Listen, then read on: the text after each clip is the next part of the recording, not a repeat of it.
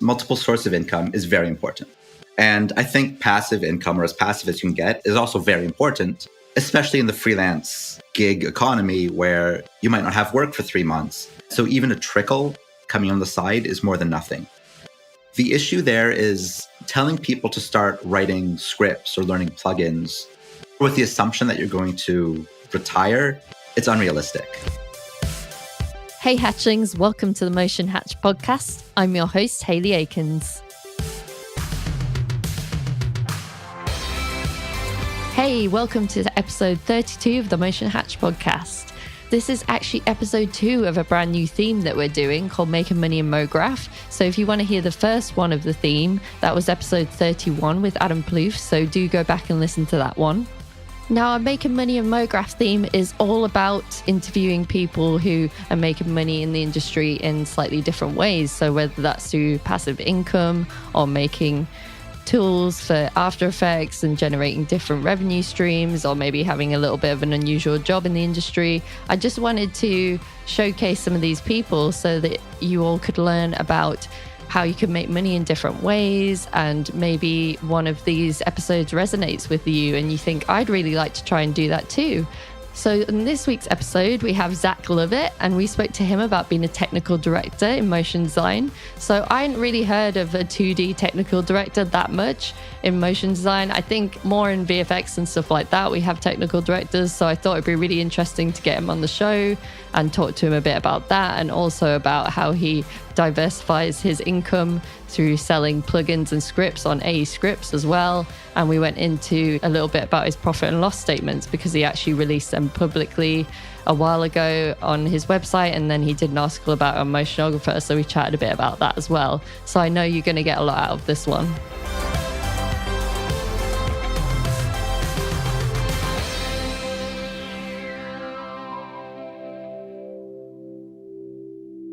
Hey, Zack, thanks so much for coming on the show. Hey, thank you for having me. I'm doing this series where we're showcasing artists who make money in unusual ways, or they're doing roles that people might not be too familiar with. So I know you have a lot of experience in the industry and you're now a technical director. Can you tell us what that involves? Yeah, so my usual pitch in this role is sort of three-faceted. The first is I will write and sell scripts for After Effects online. So you go to AE Scripts, I've got a bunch for sale there. That's the most public-facing thing. That's what most people know me for.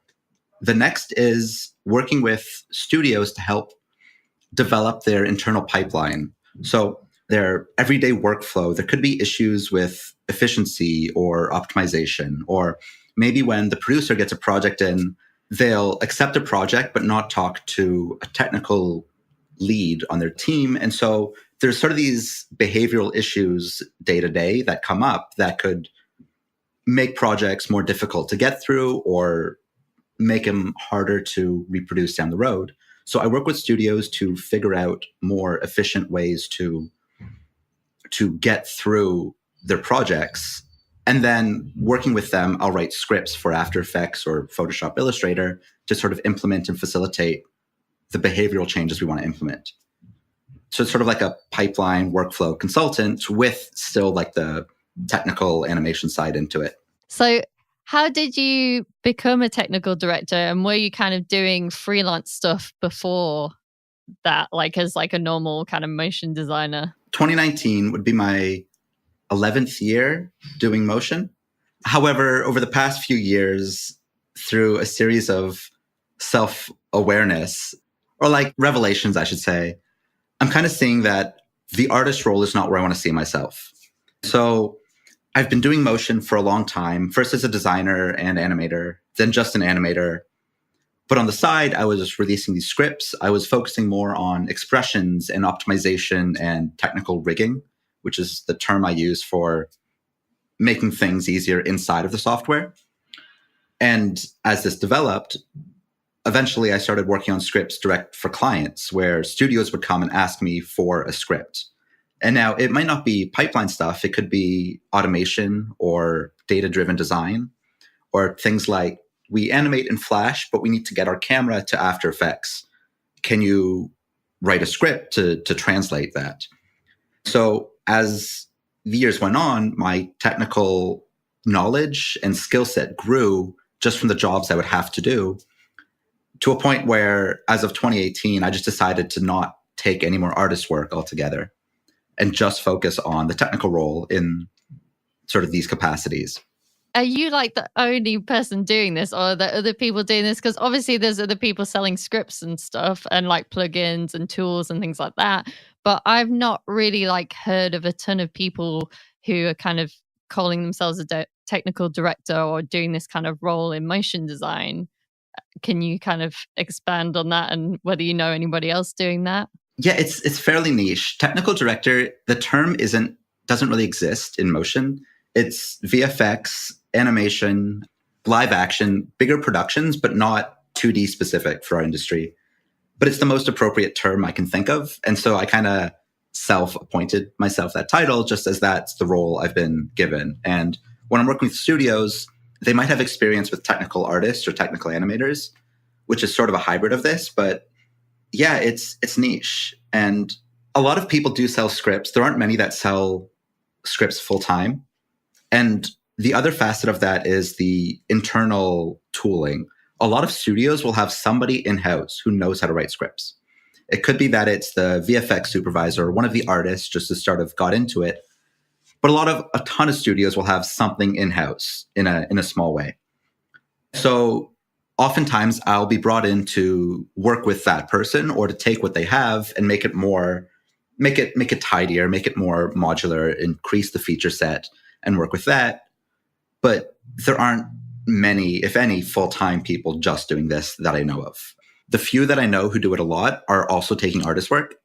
But I'm very lucky to be able to do this, mostly because it's subsidized by my script sales. That's really interesting. So I know you created Flow in collaboration with someone else, right? Do you want to talk a bit about that? Because I love that tool. I'm always using it. I think it makes it so much better to kind of visualize the curves and stuff in the graph editor. But yeah, anyway, you talk about it. No, that's just it. Flow, the origins are a bit hazy.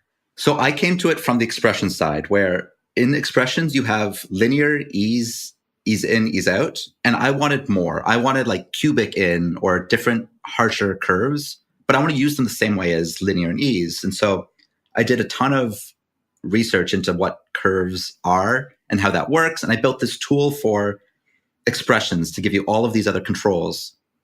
And then speaking with Victoria Nice, who now is sort of head honcho, from my understanding, of After Effects and motion and VFX at Adobe, she put me in touch with Thomas, the other side, Render Tom, who wanted to work on keyframe easing. And so together we joined from my technical expression-based side and his keyframe-based side. So we sort of joined forces there and explored how we could bring this to market and what we could do with it. We found the site cubicbezier.com, and I can give a link later, which is the front end is more or less what Flow is. This website has a little bit of a library. It has the curve editor, and it's open source. So the first task was to figure out how we can take this site as is and bring it into After Effects. And then from there, we spent about a year making it exactly do what we want, making it fit the After Effects paradigms, the experience that you would expect and use. And it kind of just grew from there as time went on. Yeah, it's super interesting. I feel like I don't know like hardly anything about this world. And that's kind of why I guess I'm bringing people on in these kind of different roles, because I'm assuming a lot of people who are listening are like doing the kind of serving clients as a freelancer or working full-time as a motion designer. A lot of people don't know about, building scripts and plugins and, doing the kind of more technical stuff. Do you feel like as time goes on in the future, this will become more of a bigger thing? Maybe not to the point of making a career out of it or making a full-time thing, but I definitely think there's a lot of value in having a basic understanding of, at the very least, expressions, and then maybe moving on to very minor scripts. I know at some of the larger studios, just everyday artists will have a basic foundation of scripts so that if they need to rename a ton of things or offset a ton of layers, they can write a 5-minute script to do it themselves. And there's a huge leap between that and bringing something to market and doing all the customer support and all the other commercial side. But that foundation just helps them be more efficient. It's the idea of anything that you don't want to spend an hour like doing manual finicky work, you can probably write a script to do that. I see a lot of value there. And I think that is something I see growing, just everyday accessibility to these more technical approaches to things. Yeah. Is there somewhere, like, if people listening want to learn how to write more scripts and stuff, is there somewhere they should be looking at, like a website or something? There's a lot of scattered information out there on how to pick up scripting. The Adobe forums has a great section on scripting, which is fine, but it's not a good hand-holding primer to it all. The site FX PhD has a few courses on intro to scripting as well, from Matthias Moll, who does the Mammal World tools. But there could definitely be some more artist-friendly, like intro to scripting solutions. And the same applies for expressions in that there's so much info out there, but there isn't a lot of sort of the elementary foundational like lessons aimed at everyday artists. Just they don't have to become wizards at this. It's just to bring them up to a skill level where they're more confident and more competent in their everyday life.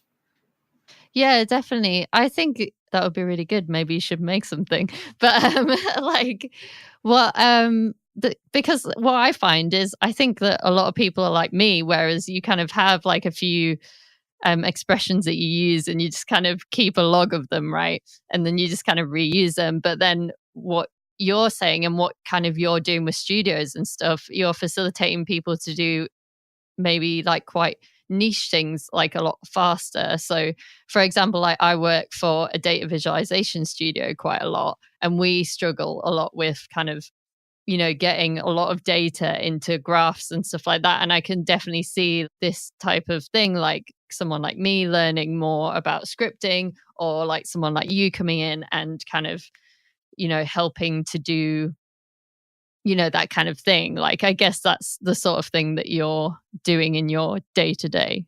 Yeah. And that's just it. And it might not be a matter of coming in and doing the project for you or rigging up the project, but leaving the studio with the tools that they can take it and do it themselves, especially with all the advances that After Effects is making to support data-driven animation.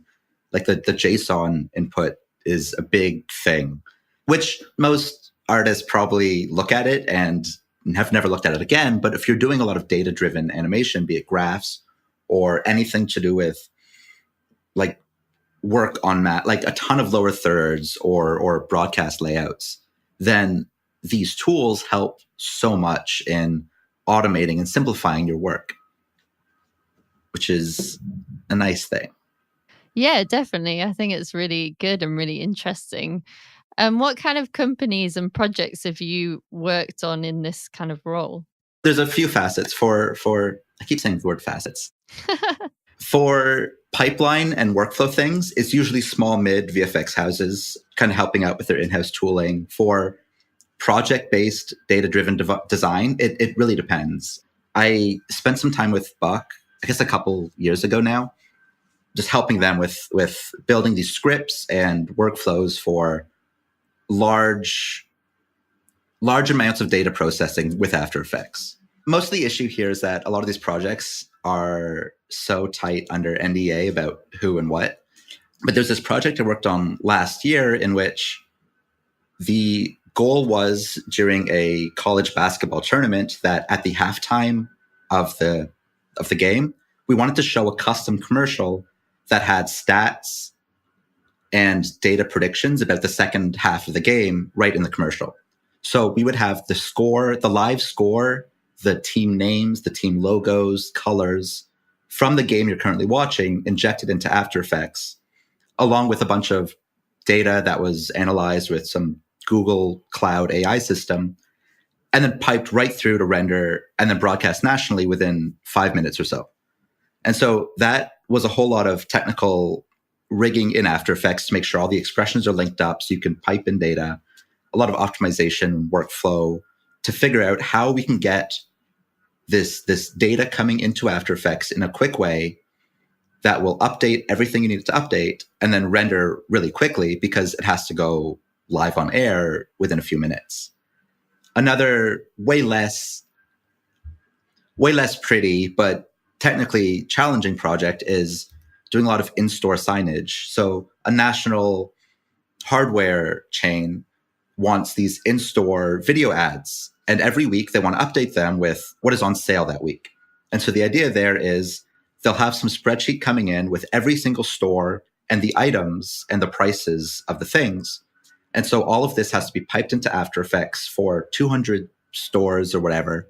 Maybe that's way too little, I'm not sure, but a ton of stores, each one customized, make all of the different comps, make all of the different renders, pipe them back out to this web server where they can be then distributed to the stores. So it's sort of this bulk customization that everybody loves.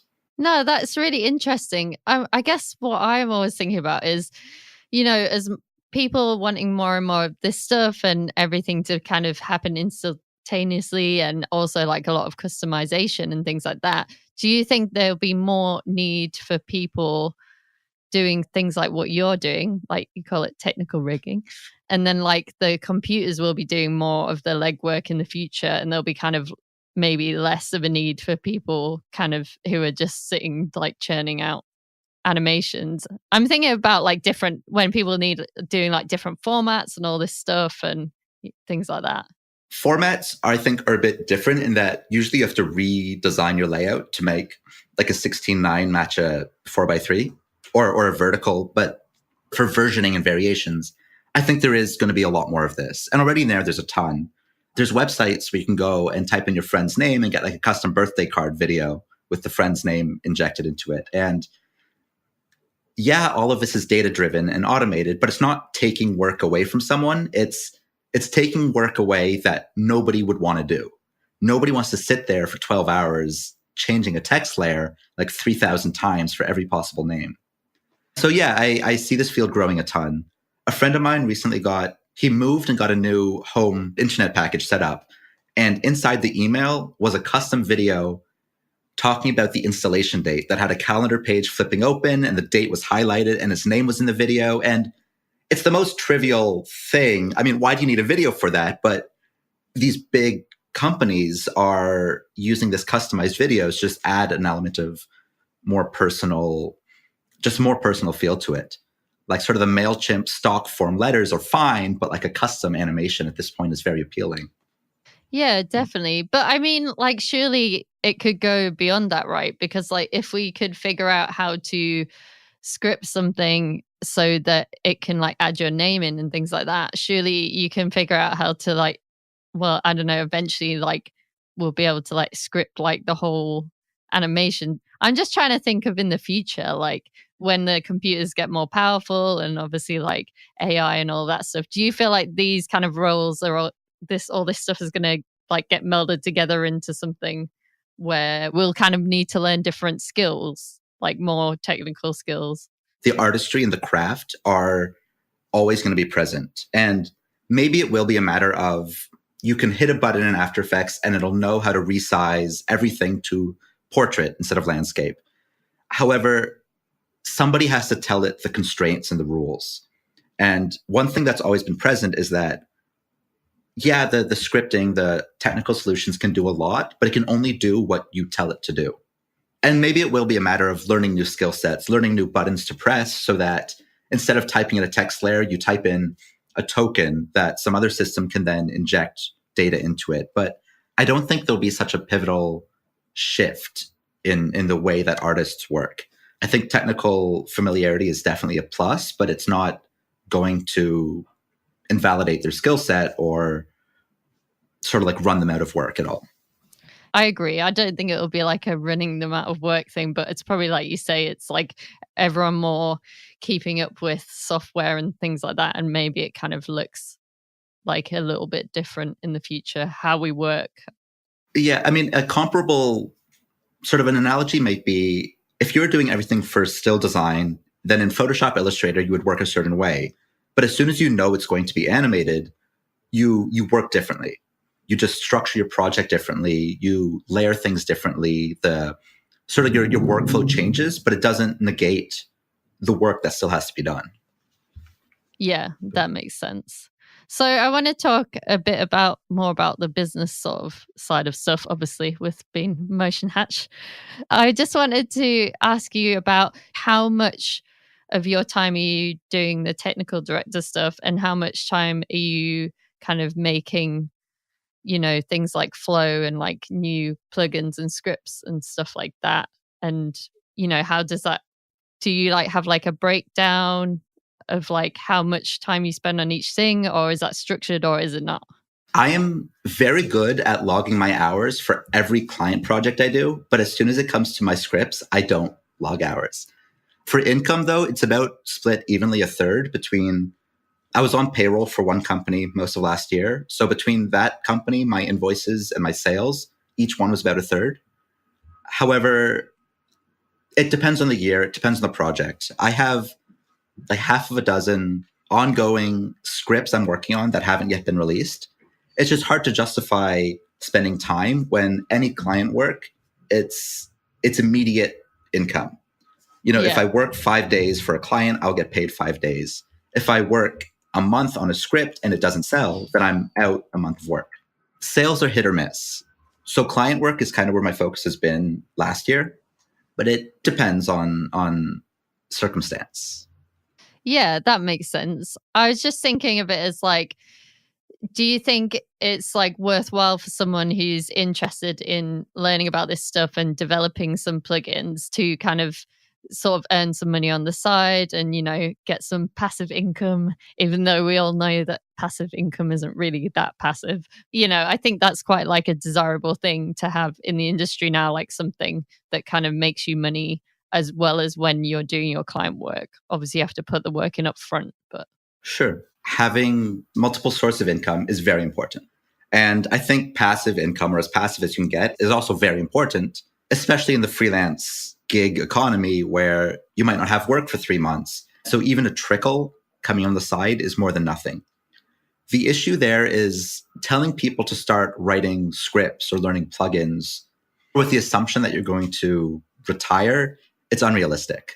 I've been very lucky in that Explode Shape Layers and Flow earn a ton of money for me relative to other scripts. They earn enough that my rent is covered every month. Like more than that, my cost of living is covered, which gives me freedom in the freelance work I take on. However, that's just Explode Shape Layers and Flow. I've two tools of mine that have been out for years have both earned, one's earned $800, one's earned $400 total over years. And so that's not helping much. That's realistic. A lot of tools just don't sell. They just don't sell the way you think they would, despite having the best intentions and thinking they'd be super useful. It's just sometimes it doesn't work out. So if you want to release tools to learn the skill to maybe solve a problem you're having or solve a problem others are having, great. But I don't know if this is something you can rely on to, the script sale specifically is something you can rely on to earn a living.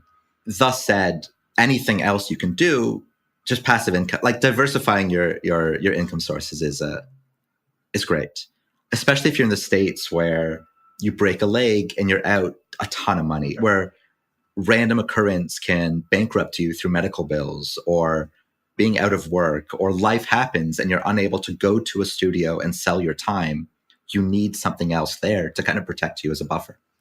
Yeah, definitely. I think that's like super interesting. It's so true. Like obviously, like here in the UK, we have healthcare and stuff, so it's not like as much of an issue. But still, like things can still happen to you. Whereas if you're not working, like you say, if you're not going to a studio, you're not exchanging your time for money, then you're still not getting any money. Like even if we've got like free healthcare, we still wouldn't be able to pay our rents or whatever like that. So yeah, I think it's really interesting. And that's kind of why I wanted to have different people on in this series to talk about this stuff, because I think as we get a little bit older in this industry and stuff like that, I think everyone is kind of thinking, well, how can I make this industry work more for me and do the things that I want to do? And maybe people like you, like stepping away from doing more of the like artistry kind of stuff. Do you feel like that's kind of true?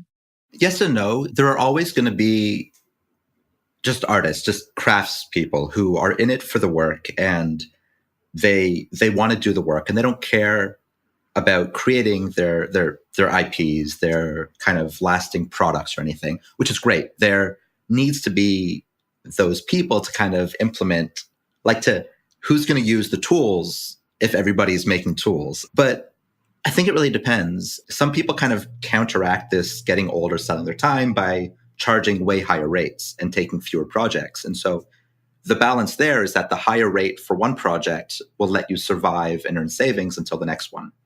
For me, that's fine. However, I also supplement it with passive income, but I don't think everyone needs to or can just go that route of earning stuff on the side. And I wouldn't want to undermine the idea of just being someone who just does the work for the sake of the work. Like, that is amazing to sort of have that passion and interest to do it. I can't do that. I get bored very easily, but I'm in awe of those people who are just cool to go in, do their job, and just be fulfilled in that sense. I agree with you. I think my personality as well, this is why I do this podcast, because I like doing, I like being an animator, but I like doing other creative things. So I think that's how kind of like some people obviously diversifying your income and doing different things can be more attractive. And then maybe, like you say, some people just want to go in to studios or work freelance and just do the work. And that is great too. But I think it's like awesome to just explore these things and, have these types of conversations, because I think a lot of people are unaware of what they can do. And like, I also don't think that everyone should like have exactly the same career path. And I think that's great. When was the last time a client paid you late, or you wanted to charge for project files but didn't know how? Most of the issues we face in our businesses as motion designers can be solved with good communication. The best way to communicate your terms upfront to the client and ensure your project runs smoothly is to have a solid contract in place. In talking to motion designers, I know that most are either not using a contract at all or have cobbled together one from various online sources. I get it. Lawyers can be expensive and you just want to get on with what you do best, which is making great work. That's exactly why I created the Freelance Contract Bundle. Designed in collaboration with lawyers from both the UK and the US, the Freelance Contract Bundle is a set of downloadable contract templates made specially for motion designers and animators. It includes a commission contract and a freelance terms of service contract, helping you create smoother relationships both direct to client and also while working with agencies and studios. To find out how the Freelance Contract Bundle can help protect your business, your work, and ensure your projects run smoothly, go to motionhatch.com/contract. Now let's get back to the episode. What was sort of the motivation for adding Motion Hatch to your workload on top of your everyday duties as an animator? Like, what compelled that? Yeah, it's just like the same as what everyone says, really. It's like when you see that there's a need for something in the industry and that you kind of want to. I mean, at first, I didn't think that I was a person to fill that need. And like, who am I to talk about the business side of motion design, But I just sort of joined a community. I've talked about it a lot on this podcast before, I think, called Location India. And they were helping freelancers and helping people build businesses. And business is always something that I've been drawn to and that I really like and I'm interested in. I read a lot of business books and stuff anyway.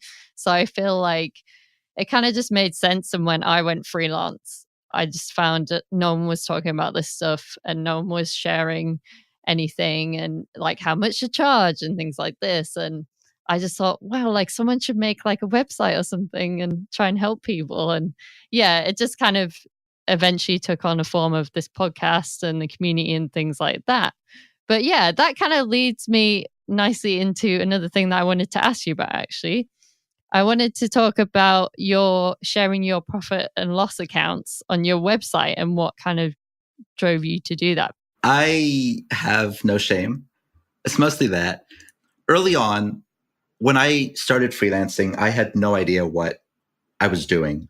This is like from the literal, what do I need to keep track of? What buttons should I be pressing or thinking about? The first year of freelancing, I forgot that income tax existed. I'd never noticed that, or, I hadn't considered that it was always deducted from paychecks. And so now I have to do that myself. And as the years went on, there's all of these things of just fast, like components you have to keep track of for different needs. So it was a matter of I didn't know what to do. And so every year I was learning and growing. And eventually it's like, I see no reason why I shouldn't share all that I've learned with others. And this is more of a, not so much the numbers themselves, but how do you organize your bookkeeping? What things do you keep track of? Why do you keep track of these things? How do you organize it? And so on a very literal level, that's something that I found value in. And I just thought, if I had these problems, somebody else will as well. Like there's very rarely a problem that, you're unique in having. The second side of that is the numbers themselves. And I don't, not to sound callous, but I don't care if people know how much I earn. I don't think you can draw conclusions about, how hard I do or don't work or what I'm spending my time on from the numbers alone. It doesn't give you enough of a picture to necessarily make these insights into anything personal. And it's just sort of a snapshot of, it's not saying that I earn this much, therefore you can. It's saying I earned this much, therefore that is some information that you have about, like maybe that'll factor into moving to a new city. What kind of rates are people charging?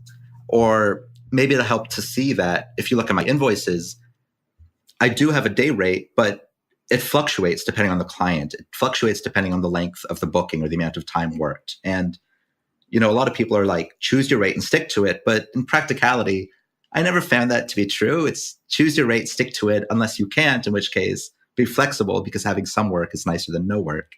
And sort of by putting this all out there, it gives this bigger picture of this like meta analysis of what freelancing could be like for someone. Yeah, I think it's really interesting. I've seen like a lot of people in the online business world like share their income reports and things like that. So I just wondered whether you'd sort of seen that type of thing too and had got that idea from there, or you just sort of thought, nah, this would probably be useful.